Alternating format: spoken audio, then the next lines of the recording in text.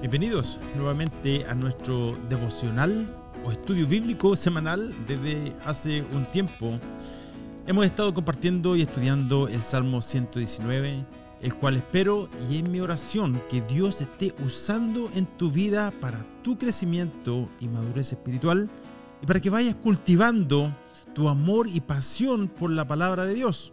Esta semana comenzamos una nueva estrofa. Esta es la estrofa número 20 y finalmente ya vamos llegando de a poco al final de este viaje. En esta estrofa cada línea comienza con la letra hebrea Resh.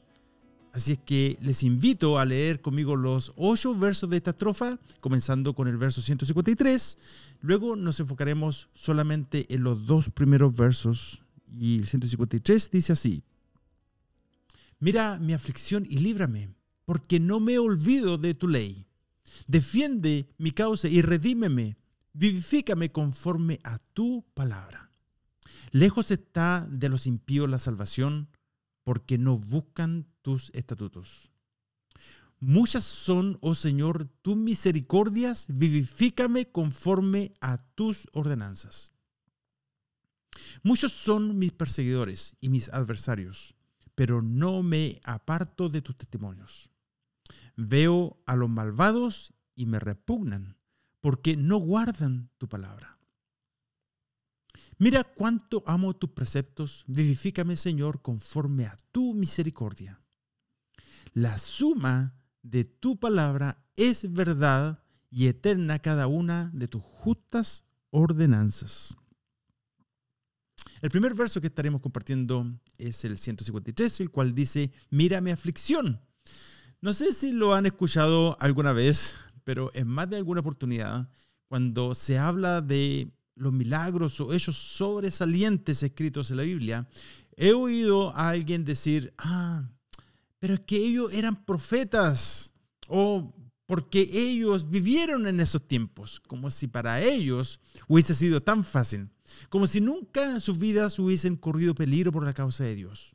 Como si hubiesen vivido en una isla tropical, tomando juguito de piña y escribiendo estos capítulos o libros todo el día. Pero esto no es el caso, queridos hermanos y amigos. El salmista vivió una vida llena de aflicciones, como lo dice en este verso y la mayoría de este salmo.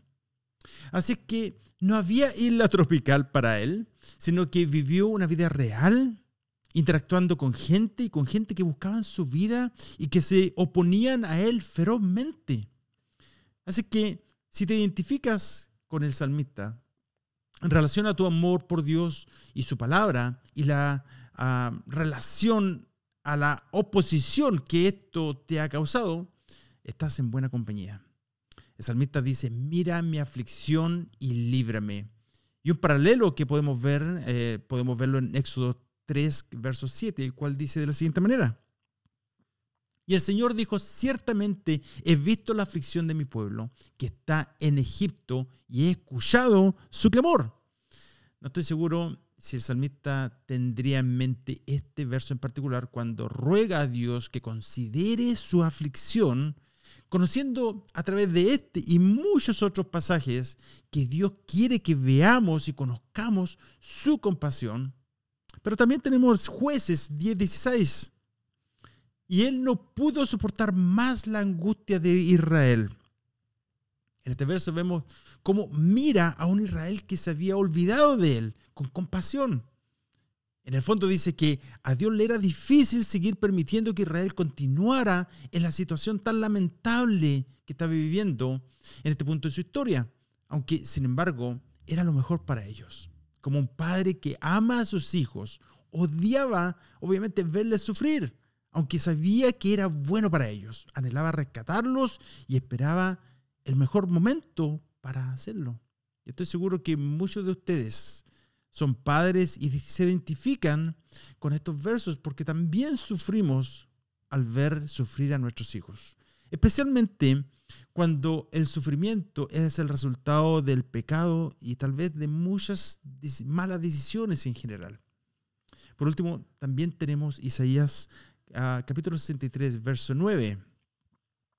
En toda angustia de ellos él fue angustiado. Este verso nos habla del carácter de Dios, que en la aflicción de su pueblo él también sufre.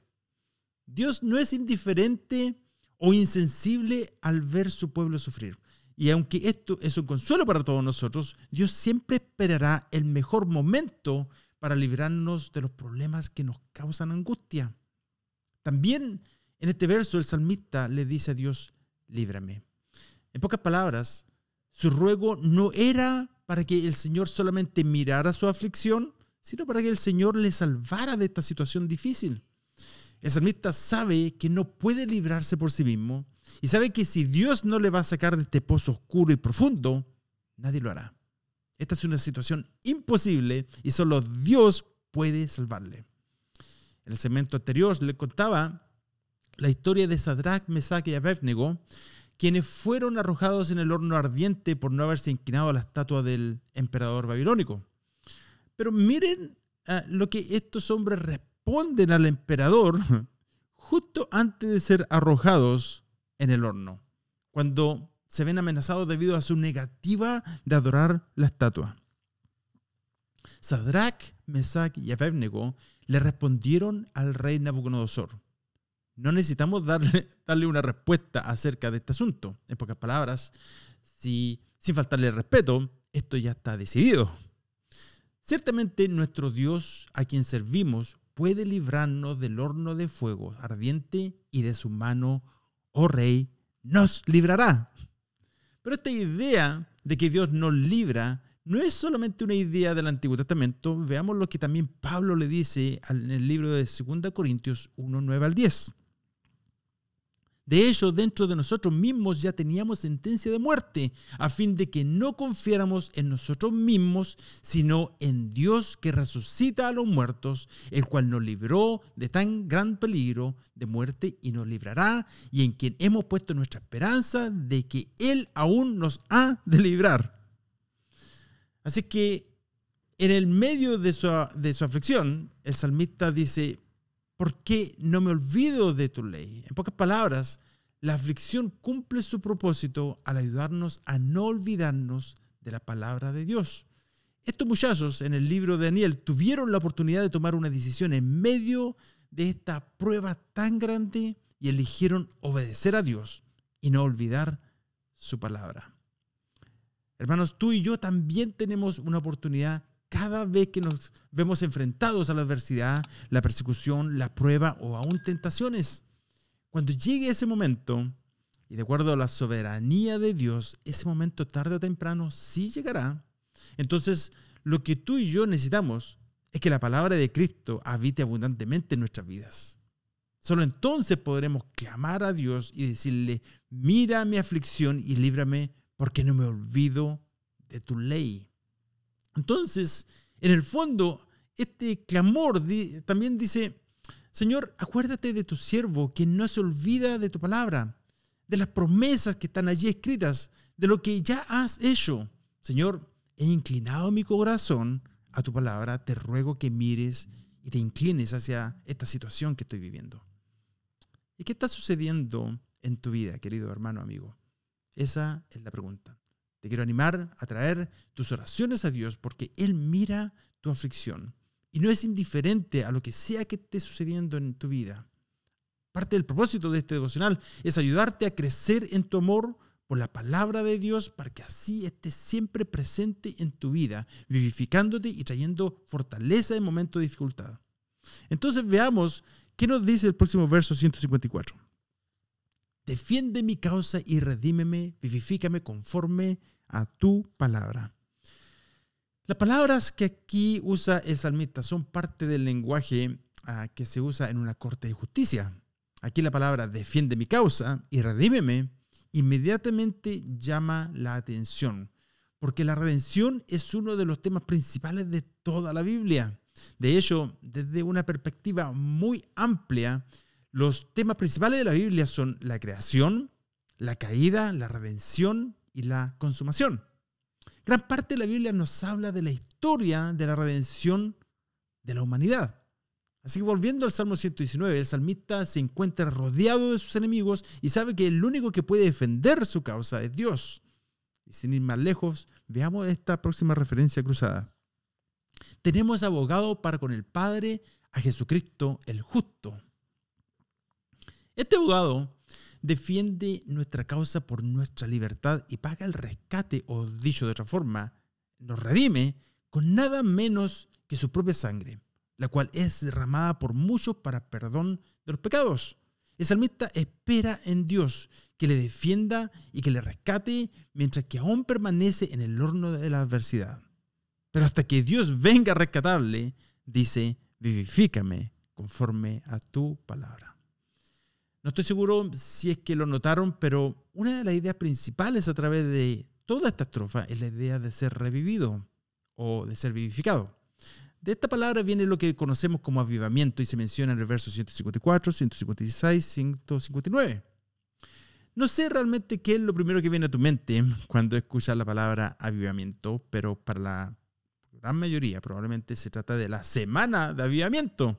Normalmente incluye varias reuniones a la semana y probablemente una noche de evangelismo, donde tenemos la oportunidad de invitar a nuestros familiares o amigos que realmente todavía no conocen a Dios. Sin embargo, este avivamiento, el cual habla el salmista, no es para inconversos. Ellos lo que necesitan es el tener el nuevo nacimiento, no ser revividos. El avivamiento o el ser revivido es para quienes ya conocen la vida y han experimentado el nuevo nacimiento. Lo que aquí dice el salmista es que de algún modo su vida se ha ido apagando y necesita ser revivido. Necesita que Dios le dé la fuerza y resiliencia para poder soportar la situación que está viviendo. Vivifícame conforme a tu palabra. Lo que nos dice aquí es que la palabra de Dios es la fuente de avivamiento para el cristiano. Sin embargo, debemos comprender que existe una responsabilidad personal en este proceso. Aunque sí es verdad que Dios agita los corazones para llevar a cabo sus propósitos, debes saber que nadie va a leer la Biblia por ti y nadie va a hacer lo que debes hacer por ti mismo. Si lees la palabra de Dios y haces lo que dice allí, en oración, en verdadero arrepentimiento, en dedicación y en buscar a Dios con todo tu corazón, entonces es una fuente de avivamiento personal. Y en ocasiones, en la historia de la iglesia, esto se ha convertido en una fuente de avivamiento colectivo, queridos hermanos. Algo muy importante aquí es que un avivamiento genuino siempre va a suceder en base a la palabra de Dios. Hay muchas cosas que suceden en relación a la vida de la iglesia y son todas muy buenas. El compañerismo con otros creyentes, la adoración a través de la música, todo es bueno, pero no pueden reemplazar la palabra de Dios cuando lo que realmente necesitas es ser revivido en tu vida espiritual. El verdadero avivamiento va a honrar la palabra de Dios y va a promover la palabra de Dios. Ese es el verdadero avivamiento bíblico. Interesantemente, cuando dice conforme a tu palabra, da a entender que existe un avivamiento falso, el cual no tiene nada que ver con la palabra de Dios. Cuando el salmista dice revíveme, probablemente no está diciendo líbrame de esta enfermedad para que pueda continuar con mi vida. Aunque esto podría de algún modo ser parte de lo que está pidiendo. Sin embargo, probablemente está pensando en algo más grande y profundo que esto. Probablemente se refiere a la vida en todo su sentido. Una vida que tenga significado, que es completa, una vida que solo puede ser plena en Cristo, quien es el camino, la verdad y la vida y quien nos da vida eterna. ¿Necesitas ser revivido en tu vida espiritual? ¿Te das cuenta que hay algo que falta en tu vida?